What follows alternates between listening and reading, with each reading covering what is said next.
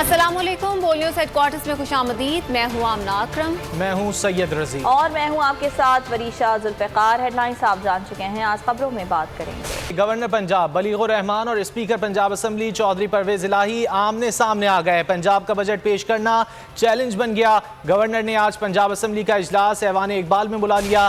Speaker Chaudhary Parvez इलाही ने भी assembly hall में इजलास तलब कर रखा है। चौधरी परवेज इलाही ने गवर्नर का तलब करदा इजलास गैर कानूनी करार दे दिया। कहा असम्बली के होते किसी और जगह इजलास नहीं हो सकता। आता तारड़ का कहना है कि गवर्नर ने आईनी जिम्मेदारी निभाते हुए इजलास तलब किया। ऑपोजिशन को आवाम की परवाह नहीं। पंजाब में फिर आईनी बहरान। 3 रोज हो गए पंजाब का बजट अब तक पेश ना हो सका। गवर्नर और स्पीकर पंजाब असम्बली में ठन गई। असम्बली एक मगर आज 2 इजलास तलब कर लिए गए। गवर्नर पंजाब बलीगुर रहमान ने पंजाब असम्बली का 41वां इजलास आज दोपहर ऐवान इकबाल में तलब कर लिया। गवर्नर ने 40वां इजलास गुज़िश्ता रोज ही बर्खास्त कर दिया। इजलास की सदारत डिप्टी स्पीकर पंजाब असम्बली करेंगे। दूसरी जानिब स्पीकर चौधरी परवेज इलाही ने भी असम्बली का इजलास आज दोपहर तलब कर रखा है। चौधरी परवेज इलाही का मौक़िफ़ है कि गवर्नर का सेशन बर्खास्त करने का इख्तियार खत्म हो चुका।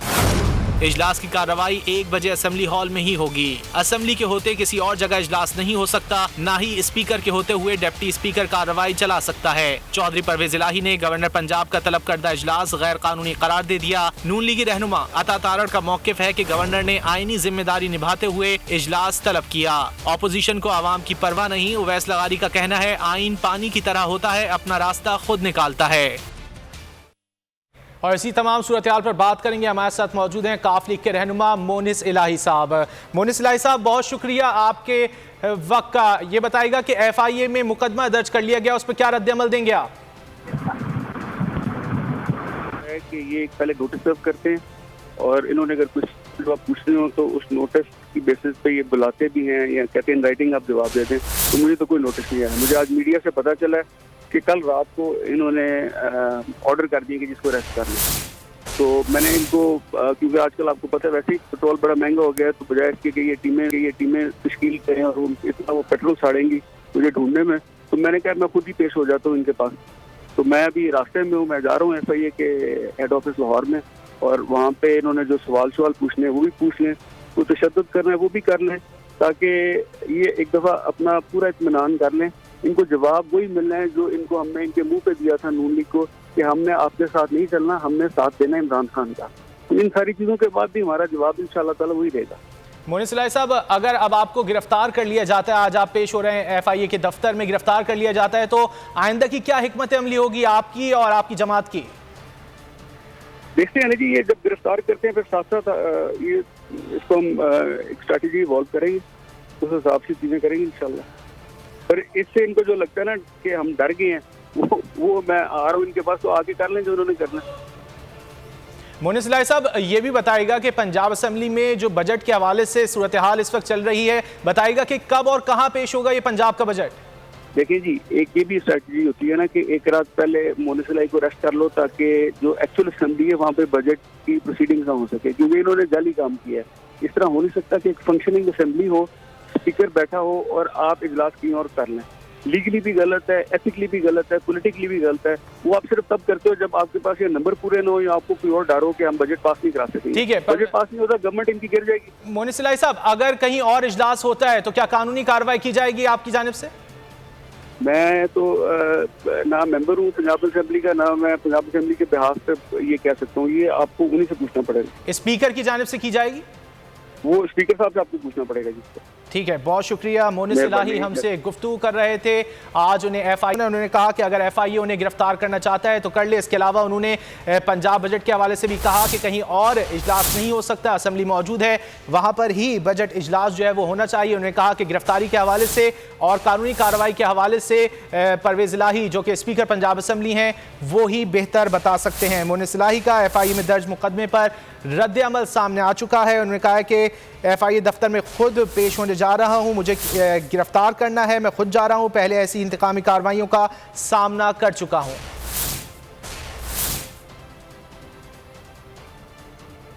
और अब बात करेंगे आज होने वाले पंजाब बजट के हवाले से। 3 दिन गुजर जाने के बावजूद पंजाब हुकूमत बजट पेश करने में नाकाम है। बजट से आवाम क्या क्या उम्मीदें लगाए बैठे हैं, इस हवाले से जानेंगे जुनेद अहमद से।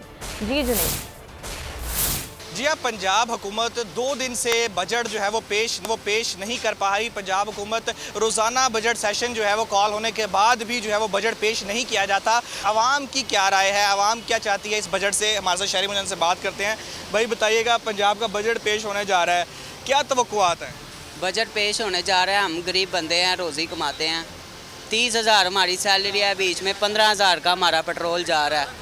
तो आप प्लीज़ रिक्वेस्ट है आप सबको हुकूमत से कि आप हमारा जो है ना कुछ सोचें, कुछ बजट कम करें। नहीं हो सकती महंगाई कम, पेट्रोल महंगा, गैस महंगी है। अब हम गरीब खाना कहाँ से खाएं? एक और शहरी मुजन से बात करते हैं। सर 2 दिन हो गए हैं, हुकूमत बजट ही नहीं पेश कर पा रही, महंगाई बढ़ती जा रही है। क्या लगता है इस बजट में महंगाई कम होगी? उम्मीद तो यही है जी, अल्लाह करे ये आवाम को रिलीफ दे। बात यही लगाई है कि महंगाई के अंदर जो है वो कमी आएगी और जो टैक्सेस है उनके अंदर कमी आएगी। तहम 2 रोज़ हो गए हैं, पंजाब हुकूमत जो है वो बजट पेश करने में बिल्कुल बेबस दिखाई देती है और आज फिर बजट का इजलास तलब किया है। इस हवाले से आगाह कर रहे थे रहनुमा PTI मखदूम शाह महमूद कुरैशी ने कहा है कि गवर्नर पंजाब गैर आईनी इकदाम उठा रहे हैं। पंजाब का वजीर खजाना बजट पेश करने में नाकाम हो चुका। मुल्तान में मीडिया से गुफ्तगू में उनका कहना था कि गवर्नर ने इजलास ऐवान इकबाल में तलब किया है, ऐसा माजी में कभी नहीं हुआ। जब स्पीकर मौजूद है तो डिप्टी स्पीकर की ज़ेर सदारत इजलास क्यों हो रहा है? गवर्नर गैर आईनी इकदाम क्यों उठा रहे हैं? इस तरीके से बजट पास करवाया गया, बजट भी गैर आईनी होगा। स्पीकर की रूलिंग को चैलेंज नहीं किया जा सकता और अगर कोई कर रहा है तो इससे पूरा निज़ाम दरम बरम हो जाएगा। ऐवान चल नहीं पाएंगे, कौमी असेंबली नहीं चल पाएगी, पंजाब असेंबली नहीं चल पाएगी। अगर स्पीकर हाउस को रूल्स के मुताबिक रेगुलेट करने का अख्तियार भी खो देता है तो फिर ये ऐवान मछली बाज़ार बन जाएंगे और आज लोग जो देख रहे हैं वो कोई काबिल रश्क चीज़ नहीं है।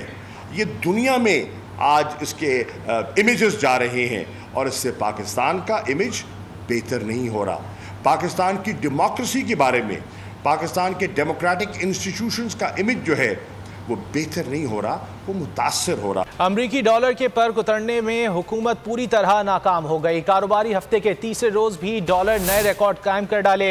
इंटरबैंक में डॉलर मजीद 84 पैसे महंगा हो गया। इंटरबैंक में डॉलर 206 रुपए की बुलंद तरीन सतह पर जा पहुंचा।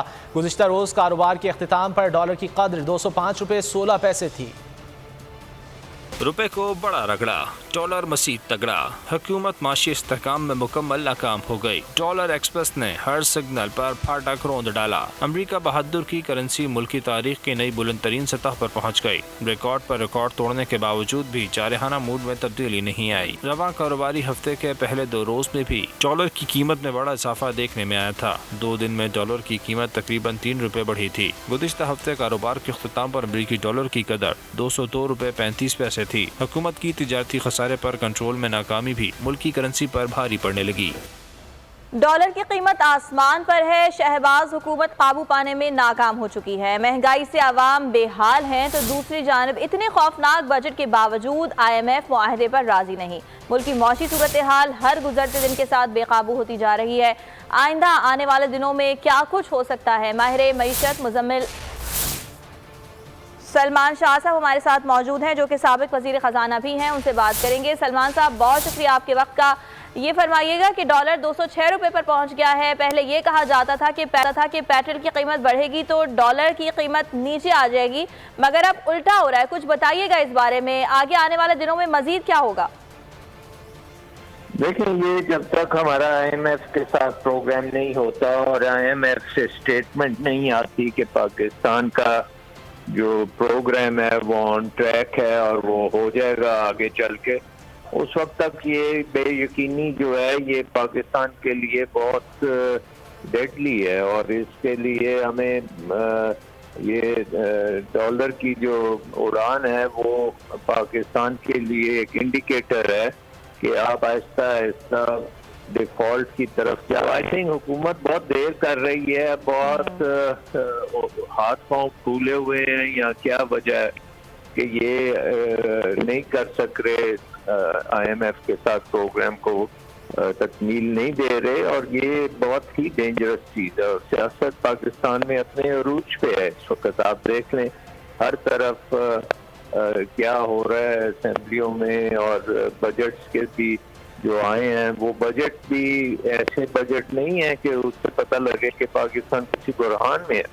अब 9,500 बजट है, 3300 अरब का पंजाब का बजट है, 1700 अरब का सिंध का बजट है, 1300 अरब का KP का बजट है। तो ये क्या कोई बैंकरप्ट कंट्री का ये बजट नजर आते हैं? हम सीरियसली देख ही नहीं रहे इस इशू को। इस वक्त डिजास्टर है, उसके लिए बड़े इकदाम करने पड़ेंगे। आपको अपने खराजात कम करने पड़ेंगे, आपको जो IMF के साथ बातें हैं वो मुकम्मल करनी पड़ेगी। सो आई थिंक ये सीरियस नहीं है मामला। यहाँ पे सियासत जो है वो डोमिनेट कर रही है इकोनॉमिक्स को, और अनफॉर्चुनेटली इसकी बहुत कीमत अदा करनी पड़ेगी अवाम को। ठीक है, हुकूमत की जो पॉलिसीज़ हैं वो इतनी नाक़िस हैं कि सूरत हाल बद से बदतर होती जा रही है। बहुत शुक्रिया सलमान शाह साहब हमसे बात करने के लिए। आपको बराह रास्त ले चलते हैं। वज़ीर आला Sindh Murad Ali Shah post budget conference कर रहे हैं। मुल्क में फ्री हैं, लोग कहीं पे भी ट्रैवल कर सकते हैं, लेकिन इस पर प्रेशर बहुत ज़्यादा पड़ गया है हमारे बड़े शहरों में। तो हम छोटे शहरों को बेहतर, उनकी फैसिलिटीज़ बेहतर करने, मास्टर प्लान्स हमने कितने डिस्ट्रिक्ट ही बना दिए, मास्टर प्लान्स कितनी बनाई हैं? 16 डिस्ट्रिक्ट्स की मास्टर प्लान बना दिए हैं कि उनमें क्या क्या रिक्वायरमेंट है बेहतर करें, ताकि हम उधरी लोगों को सेहत, तालीम और रोज़गार की सहूलत मुहैया कर सकें अपने डोर स्टेप पे। शाह 35 अरब रुपए का जो खसारा है उसको पूरा करने के लिए क्या स्ट्रेटेजी बनाई है? और दूसरा ये बता दीजिएगा कि जो पेट्रोल आपने कट किया था 40% सरकारी मुलाजमीन के लिए, उसको कंटिन्यू करेंगे और उसका इम्पैक्ट क्या होगा, कितने उससे जो है वो बचत हो सकेगी? अच्छा, देखिए जो मैंने 40% किया था ना, there was a reason behind it. 40% के करीब तेल की कीमतें बढ़ी हैं। अब इम्पैक्ट उसका ये होगा कि हम उसी जगह पे रहेंगे, अपने बजट एक्सीड नहीं करेंगे। तो अगर पहले मैं 100 लीटर पेट्रोल खर्च करता था, और वो 100 लीटर पेट्रोल अगर 100 रुपये का लीटर था तो कितने बन जाते? 10,000 रुपये मैं खर्च करता था। अब मैं 10,000 की लिमिट के अंदर ही रहूँगा, और ये कंटिन्यू करेगा। और मैंने ये भी अभी शुरू में ही कहा था कि हो सकता है और स्ट्रिंजेंट करना पड़े। हम कोशिश ये कर रहे हैं कि हम वो राइड शेयरिंग वाला, और मैं लिमिट करूँगा इसको एक प्रॉपर प्रोग्राम के तहत कि जो गाड़ियाँ यूज़ होती हैं सरकारी, वो उस तरीके से हों इस्तेमाल के। राइड शेयरिंग की जैसे मैंने बात की, जहाँ जहाँ लोग रहते हैं, अफसरान रहते हैं जो अपनी गाड़ियाँ लाते हैं, वो कार पूलिंग सिस्टम करें, और इसको हम इम्प्लीमेंट, मैं ऑलरेडी चीफ सेक्रेटरी साहब के साथ। वज़ीर आला सिंध मुराद अली शाह इस वक्त पोस्ट बजट न्यूज़ कॉन्फ्रेंस कर रहे हैं। खबरों के सिलसिले को आगे बढ़ाते हैं। हुकूमत ने IMF को खुश करने के लिए अवाम पर महंगाई का नया एटम बम गिराने की प्लानिंग कर ली है। आलमी इदारे ने कर्ज के लिए डू मोर की शर्त लगाई। हुकूमत ने सर तस्लीम खम कर लिया। तनख्वाहदार तबके को दिया गया टैक्स रिलीफ वापस लेने का फैसला कर लिया। पेट्रोलियम मसनूआत पर सब्सिडी सिफर करने और लेवी नाफिज करने का भी वादा कर लिया। शराइत की रोशनी में फाइनेंस बिल 2022 में मजीद तरामीम मंजूर कराई जाएंगी। जो हुक्म देगी IMF सरकार, हुकूमत बजा आवरी के लिए हर लम्हा रहेगी तैयार। IMF ने मरे को 100 दुर्रे लगाने की फरमाइश कर दी। हुकूमत ने भी गरीब का खून निचोड़ने के लिए आस्तीनें चढ़ा ली। आलमी मालियाती इदारे ने बजट पर नापसंदीदगी का इजहार करते हुए डू मोर का मुतालबा कर दिया। तनख्वाहदार तबके को टैक्स रिलीफ, IMF को एक आंख न भाया। पेट्रोलियम मसनूआत मजीद महंगे किए बगैर कर्ज देने से साफ इनकार कर दिया। मुतालबा किया 1 जुलाई से कबल न सिर्फ सब्सिडी खत्म करो बल्कि लेवी भी नाफिज करो। जराये के मुताबिक शहबाज हुकूमत ने IMF को राम करने की प्लानिंग शुरू कर दी। IMF से पेट्रोलियम लेवी मरहलावार नाफिज करने का वादा कर लिया। शराइत की रोशनी में फाइनेंस बिल 2022 में मजीद तरमीम मंजूर कराई जाएंगी। FBR हुकाम ने 47 अरब रुपए के टैक्स रिलीफ में कमी का इंदिया दे दिया। टैक्स रेवेन्यू में इजाफे और अखराजात में कमी के मामले पर मजीद बातचीत मुतवक्के है। जर्मनी में FATF का इजलास जारी है। इजलास में पाकिस्तान को इमरान दौरे हुकूमत की अनथक कोशिशों का फल मिलने का इम्कान है। पाकिस्तान का नाम FATF की ग्रे लिस्ट से खारिज करने का बाकायदा फैसला होगा। इजलास में पाकिस्तान के अमल करदा 34 निकात का जायजा लिया जाएगा। पाकिस्तान से मुतालिक हतमी फैसला अक्टूबर तक जारी कर दिया जाएगा। पाकिस्तान की मईशत और कौमी मफादात के तहफ़्फ़ुज़, इमरान खान हुकूमत की 2 साल की कोशिशें रंग लाईं। रवां बरस पाकिस्तान का नाम FATF की ग्रे लिस्ट से खारिज होने का कभी इम्कान। जर्मनी के शहर बर्लिन में FATF का इजलास जारी है। वज़ीर मुमलिकत हिना रब्बानी घर भी इजलास में शरीक हैं। इजलास में FATF एक्शन प्लान के तहत पाकिस्तान की पेशरफ्त का जायजा लिया जा रहा है। पाकिस्तान ने FATF के एक्शन प्लान के तकरीबन तमाम 34 नुकात पर अमल दरामद मुकम्मल कर लिया है। FATF इजलास जर्मनी के शहर बर्लिन में 17 जून तक जारी रहेगा। जुलाई में FATF के वफ्द की पाकिस्तान आमद का भी इम्कान है। वफ्द पाकिस्तान के एंटी टेरर फाइनेंसिंग इक़दाम का जायजा लेगा। बर्लिन इजलास के बाद अगला इजलास अक्टूबर में पेरिस में होगा। इस इजलास में पाकिस्तान को ग्रे लिस्ट से निकालने का हतमी फैसला हो जाएगा। रुख करेंगे ऐवान बाला का, जहां साबिक वजीर खजाना शौकत तरीन इजहार ख्याल कर रहे हैं। 8% एक और बात करते हैं और बड़ी वसूख से करते हैं, और मेरे ख्याल में जब उनको फैक्ट्स दिए जाते हैं तो एक तरफ वो कान मेरे ख्याल में ये बंद कर देते हैं, आंखें भी बंद कर लेते हैं, और वो है डेट। कि जनाब वाला इन्होंने तो बहुत ज़्यादा डेट किया अपने 4 सालों में। वो जनाब पहले तो 80% कहते थे, तो मैंने जब उनको कहा ये 76% है तो पकड़ लिया। सब कह रहे हो जी शौकत साहब ने मान लिया 76% है। ओ भाई आपने 5 साल में क्या किया था? 79%, 79%. Why do you forget that? You actually went from 14 trillion to 25 trillion, which is 79%. And we went from, 25 trillion to 44, which is 76%. But they also forget कि debt to GDP भी एक चीज होती है। और इनके वक्त में जो 64% debt to GDP थी, हमारे वक्त में 65 है, डिस्पाइट कोविड। और चेयरमैन साहब, आप ये रिसर्च है इंटरनेशनल, ये एम्पेरिकल डेटा है कि ड्यूरिंग कोविड दुनिया के बीच में एवरेज पे लोगों की डेट टू जीडीपी 10% से बढ़ी थी कोविड की वजह से, क्योंकि इनकम्स कम हो गई थी, कर्जे लेके लोगों ने अपने मुल्क चलाए, 10% बढ़े। और हमारा जो है, इनका 64 था, हमारा 65, हमने उसको बढ़ने नहीं दिया, बढ़ा तो उसको कम किया। तो आज ये कान खोल के सुन लें ये नंबर्स, और ये बार बार टीवी पे बैठ के जो बातें करते ना कि जी इनका इतना बढ़ गया, तो अपना भी देख लें। मेरे ख्याल में ये भूल रहे हैं, ये 80% की जो बात करते तो इनका था 79, और ये हमारे पर थोप रहे हैं। तो इनको चाहिए कि ये इस तरह की ये इंटेलेक्चुअल डिसऑनेस्टी ना किया करें। अब जनाब नहीं, I am sure they understand. अच्छा, नो क्रॉस टॉक। PDM जब आई, हम तो नालायक थे उस वक्त, तो ये इकोनॉमिक सर्वे के नंबर नहीं आए हुए थे, हम तो बिल्कुल वो थे, वो कहते थे सिलेक्टेड हैं, नालायक हैं। इन्होंने क्या किया? फॉरेन एक्सचेंज जो 178 रुपये था 2 मार्च को, वो आज जी इस वक्त मार्केट में मेरे चेयरमैन 206 पे चल रहा है। इंटरबैंक रिजर्व जो 16 बिलियन के थे वो 9.2 पे हैं, और सारे मुल्क के ऊपर आसरा चल रहा है, लोग इधर उधर भाग रहे हैं। एक्सचेंज जो आपकी स्टॉक एक्सचेंज है वो 46,450 पे थी, आज वो जो है 41,200 पे। जो काइबोर विच मीन्स जो कराची, उसमें कराची इंटरबैंक जो ऑफर रेट होता है, इंटरेस्ट रेट होता है, वो 11.5% पे था, आज 15.5% पे चल रहा है, 4% चला गया ऊपर।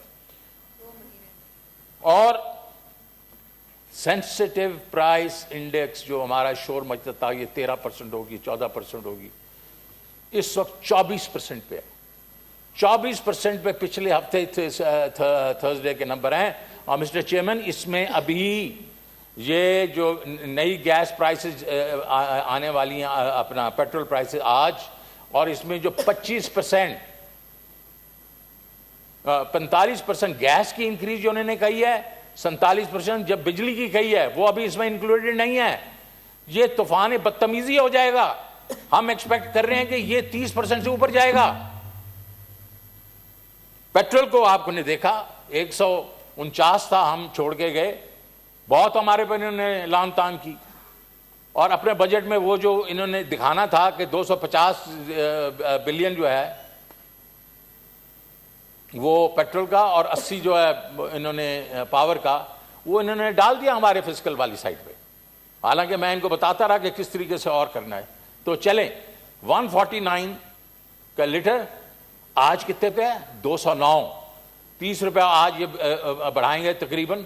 और उसके बाद फिर ये अगले साल जो बढ़ा रहे हैं, और इन्होंने किया, लिखा हुआ है 750 बिलियन की जो ये लेवी डालेंगे और 17% का सेल्स टैक्स डालेंगे। ये 300 रुपए से ऊपर चला जाएगा अगले चंद महीनों में। पावर सेक्टर 16 रुपए पे हम छोड़ के गए थे, इस वक्त 24.5% रुपए पर फी यूनिट ये हमें जो लगाएंगे जुलाई से। गैस 45% इंक्रीज करेंगे मिस्टर चेयरमैन, लेकिन ये एक उसका पहलू है। दूसरा पहलू ये है मिस्टर चेयरमैन कि सबसे निचले तबके का जो लोग हैं, जो बेचारे जो स्लैब है सबसे, जो उनकी जो गैस है वो 75% बढ़ जाएगी। ये जुल्म है छोटे लोगों के लिए।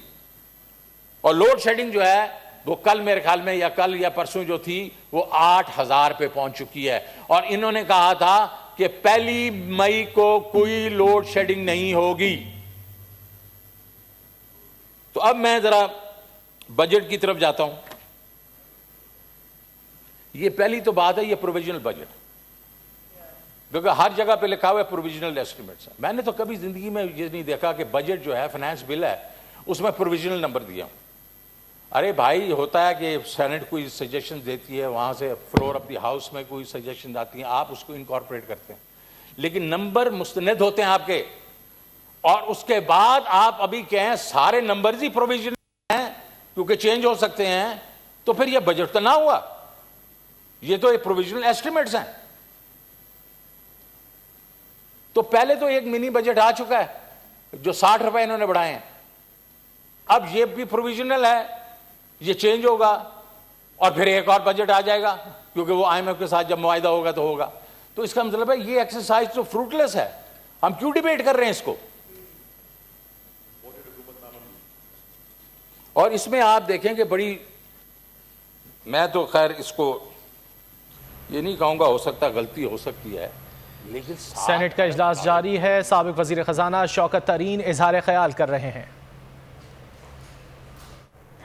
आगे बढ़ेंगे और आपको ये बताएं कि मुल्क में परवेज मुशर्रफ की वापसी का चर्चा है। DG ISPR major general Babar Iftikhar ने कहा कि फौजी क़यादत का मौक़िफ़ है कि परवेज मुशर्रफ को पाकिस्तान वापस आना चाहिए, ताहम उनकी वापसी का हतमी फ़ैसला उनकी फैमिली करेगी। यूसुफ रज़ा गिलानी ने कहा उन्होंने परवेज मुशर्रफ को माफ़ कर दिया था, वापसी पर कोई एतराज़ नहीं। जमात इस्लामी के सेनेटर मुश्ताक अहमद ने कहा परवेज मुशर्रफ ने 2 बार आइन तोड़ा, अदलिया पर शबखून मारा। मुल्क की सियासत में परवेज मुशर्रफ की वापसी की गूंज। पाक फौज के शोबा ताल्लुकात आमा के director general major general Babar Iftikhar ने एक निजी TV को इंटरव्यू में कहा फौजी क़यादत का मौक़िफ़ है कि परवेज मुशर्रफ को पाकिस्तान वापस आना चाहिए। उनकी सेहत खराब है, अल्लाह उन्हें सेहत अता फरमाए। उन्होंने कहा कि परवेज मुशर्रफ को वापस लाने के लिए उनके ख़ानदान से रब्ता किया गया, वो डॉक्टर से मुशावरत के बाद आगाह करेंगे और जवाब के बाद उनकी वापसी के इंतजाम किए जा सकते हैं। सेनेट इजलास में भी परवेज मुशर्रफ की वापसी का मामला गर्म रहा। यूसुफ रज़ा गिलानी ने कहा परवेज मुशर्रफ को माफ कर दिया था, उनकी वापसी पर कोई एतराज नहीं, लेकिन सबके साथ एक सा सलूक होना चाहिए।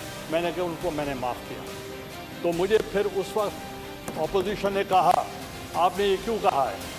मैंने कहा मेरे कहने से फ़र्क नहीं पड़ता, मगर मेरे दिल में कुछ नहीं है, तो आप बिल्कुल वो आएँ, वो उनका पाकिस्तान उनका घर है, हमें कोई इतराज़ नहीं है, और मगर ट्रीटमेंट सबके लिए बराबर होनी चाहिए। सेनेटर मुश्ताक अहमद बोले परवेज मुशर्रफ ने 2 मरतबा आइन तोड़ा, अदलिया पर शबखून मारा। पेशावर हाई कोर्ट का फैसला मौजूद है। परवेज मुशर्रफ को अगर लाया जाता है तो फिर जेलों के दरवाजे खोल दें, अदालतों को बंद कर दें। उन्होंने 2 दफा आइन को तोड़ा, उन्होंने अदलिया के ऊपर शबखून मारा, उनको लाया जाए, लेकिन वो कानून का सामना करें, अपने जराइम का जवाब दे। और मैं तो मियां नवाज शरीफ साहब से भी कहता हूँ कि वो भी आए, वो भी कानून का सामना करें। सेनेटर अब्दुल गफूर हैदरी ने कहा, परवेज मुशर्रफ की वतन वापसी पर कोई एतराज नहीं, इन्हें लाना चाहिए। असेंबली में सर्कस लगी हुई है, इदारे बैठते जा रहे हैं। 1 साल के लिए निगरां हुकूमत आ जाए तो कयामत नहीं आएगी। शेख रशीद की बोल से गुफ्तगू, कहा अवाम वक्त का खाना छोड़ चुके, इनकी ऐसी हालत है कि अगले 45 दिन बहुत अहम है। उनका मजीद कहना था कि आलमी साजिश की अदम एतमाद तहरीक की शुरुआत भी लंदन से हुई। तो केयर टेकर साल का आ जाए तो कोई क़यामत नहीं आ जाएगी। यहाँ देखें ना, जो कुछ इन्होंने पेट्रोल में, गंदम में, घी में, दालों में एक वक्त का खाना ही छोड़ चुके हैं। जो लोगों की हालत है, कोई ठीक तो करे इनको आके। आम आदमी की हालत जो है वो ऐसी ये खुद ही कर देंगे कि वो खुद ही सड़कों पे निकल आए, अपने आप को मारे। ये तो महलों में रहते हैं और इनके हालात जो है इनको समझ नहीं आ रही ग्राउंड में क्या हो रहा है। मिनी बजट तो आगे रहेगा और ग्रे लिस्ट में हमने काम तो बहुत किया है। इमरान खान की हुकूमत ने शायद एक आधा पॉइंट रह गया हो, वरना तो सारी उसकी शिकायत। लेकिन हमारा अवाम में, दुनिया में माहौल ऐसा जा रहा है कि पाकिस्तान में अनरेस्ट है पोलिटिकली, और जब पोलिटिकली अनरेस्ट हो तो कोई उस तरफ नहीं देखता। तो पाकिस्तान शदीद तरीन दौरान में है और ये 45 दिन फैसले पे पहुँचा देंगे पाकिस्तान के सियासी स्ट्रक्चर। Thank you. नाअहल इम्पोर्टेड हुकूमत की नाकिस पॉलिसियाँ, शहबाज सरकार ने मुल्क को अंधेरों में धकेल दिया। शदीद गर्मी में बिजली के बार बार तात्तुल के सबब आवाम का जीना मुहाल, बिजली का बहरान बदतरीन हो गया। स्पीड सरकार की शोबदाबाजियों से बिजली मजीद शॉर्टफॉल 6666 मेगावाट तक पहुंच गया। पावर डिवीजन के मुताबिक बिजली की मजमूई पैदावार 21,234 मेगावाट है और मुल्क में कुल तलब 27,900 मेगावाट हो गई है। मुल्क के मुख्तलिफ इलाकों में 14 घंटे तक की लोड शेडिंग जारी है। ज्यादा नुकसान वाले इलाकों में लोड शेडिंग का दौरानिया ज्यादा है। हैदराबाद में गैर एलानिया लोड शेडिंग, इंटरमीडिएट के इम्तिहानात मुतासर, मुख्तलिफ सेंटर्स पर बिजली बंद। गर्मी में तलबा व असातिज़ा निढाल, 2 घंटे का पेपर पसीना साफ करते करते गुजर गया। कम से कम पेपर टाइमिंग के दौरान लाइट की जो सहूलत मुमकिन हो सके वो करनी चाहिए इन लोगों को। बच्चे भी परेशान होते हैं, फिर काफ़ी ख़राब हो जाती है बच्चों की, तो सारी मेहनत ज़ाया हो जाती है आखिरी टाइम के अंदर। शेडिंग इतनी हो रही है पेपर के दौरान कि हम आपको लफ्ज़ों के तवस्सुल हम आपको बता नहीं सकते। कोटद्दू में 2 घंटे की एलानिया लोड शेडिंग जारी, गैर एलानिया लोड शेडिंग का दौरानिया 8 घंटे से बढ़ गया। कोयटा समेत बलूचिस्तान में बिजली की तवील बंदिश जारी। ट्रिपिंग के नाम पर सारा दिन बिजली की आंख मचोली। बिजली लोड शेडिंग का दौरानिया 10 घंटे से तजावुज कर गया। और महंगाई की बात करें तो हुकूमत के बड़े बड़े दावे सब खोखले साबित होने लगे। यूटिलिटी स्टोर्स पर घी की कीमतों में कमी तो हुई, लेकिन घी कहीं मौजूद नहीं है। लोग लंबी लंबी लाइंस में घंटों इंतजार के बाद मायूस लौटने लगे हैं। मजीद जानेंगे कामरान मिन्हाज से। कामरान, बताइएगा क्या सूरत हाल है? जी बिल्कुल, गरीब अफराद के लिए हुकूमत की जानिब से सस्ता घी देने के जो यूटिलिटी स्टोर्स पर वादे थे वो धरे के धरे रह गए। सूरत हाल जो है कराची के शहरियों की बहुत ज़्यादा ख़राब दिखाई देती है। कराची में मौजूद जो यूटिलिटी स्टोर्स हैं वहाँ पर घी और तेल जो है दस्तयाब नहीं है। ख़वातीन की जो है बड़ी तादाद लाइनें लगा के सुबह से मौजूद है, मगर अब तक जो है उनको घी नहीं दिया गया। और उसके अलावा बहुत ज़्यादा जो है रिक्वायरमेंट भी रखी गई है, ओरिजिनल शनाख्ती कार्ड, सिम जो ऑन होनी चाहिए। तो बहुत सारी ऐसी चीज़ें हैं जिसकी वजह से ख़वातीन और दीगर शहरी जो हैं बहुत ज़्यादा परेशान दिखाई देते हैं। ये ख़वातीन जो हैं यहाँ मौजूद हैं, इनसे हम बात करते हैं किन परेशानियों का सामना है। मोहतरमा, बताइएगा कब से आई हुई हैं, क्या लेने आई हैं और क्या चाहती हैं? सर, हम लोग सुबह के आए हुए हैं। हम आटा, घी, तेल और चीनी के लिए आए हुए हैं, लेकिन अब जब रश के बाद जब यहाँ वो काफ़ी देर हो जाएगी, फिर ये बोलेंगे कि आटा भी ख़त्म, घी भी ख़त्म, और हम लाइन लगा के फिर हमें वापस जाना पड़ेगा मजबूरन। घी है 2 थैलियाँ दे रहे हैं, 2 से ज़्यादा।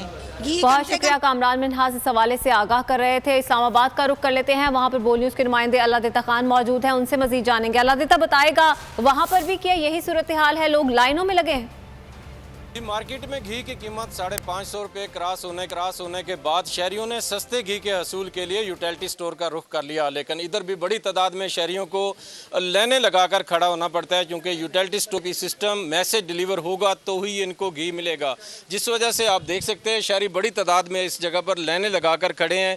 घी यूटिलिटी स्टोर पर मौजूद है, लेकिन जब तक मैसेज उनको उनके मोबाइल पर नहीं मिलेगा तब तक उन्हें घी भी नहीं मिलेगा। शहरी हमारे साथ मौजूद हैं, बताइए कितनी देर से लाइन लगा के खड़े हैं और क्या कहते हैं इस हवाले से? सर 9 बजे से इधर आके खड़े हैं और सबसे ज़्यादा जो मैसेज वाला सिस्टम है इसने हमें मरमाया, क्योंकि ये पोस्टर लगे हुए। शुक्रिया लदिता आपका। आगे बढ़ेंगे। अहम यूरोपीय मुल्क जर्मनी के पाकिस्तान में सफ़ीर बर्नार्ड शेलागैग ने बोल के मॉर्निंग शो दुनिया बोल है में शिरकत की। मोअज़्ज़िज़ मेहमान ने कहा कि जर्मनी और पाकिस्तान में गहरे दोस्ताना ताल्लुकात हैं। उन्होंने इन ताल्लुकात में मज़ीद बेहतरी की उम्मीद जाहिर की।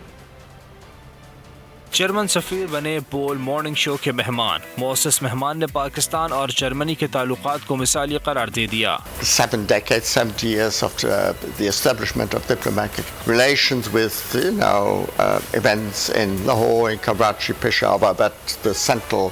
It's true, our relations, with some ups and downs, certainly as it's the ones in, I would say, diplomatic relations, by and large are excellent.